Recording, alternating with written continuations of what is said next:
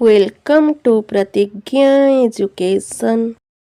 Hello friends, आज आमर विषय वस्तु हेउछि मो माँ विषय रे 10 धाड़ीर रचना।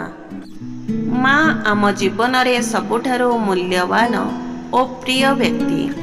से आम पाई भगवान दिया अमूल्य उपहार। मो माँ नाम जयश्री पाढ़ी अटे। से दयालु ओ स्नेहमयी अटंती। से सदा आम परिवारर जत्न नियंती। से समस्तंक पाई मन पसंदर खाद्य प्रस्तुत करती। से मोर सबुठारु भल बंधु एवं मते पढ़िबारे साहाय्य करती।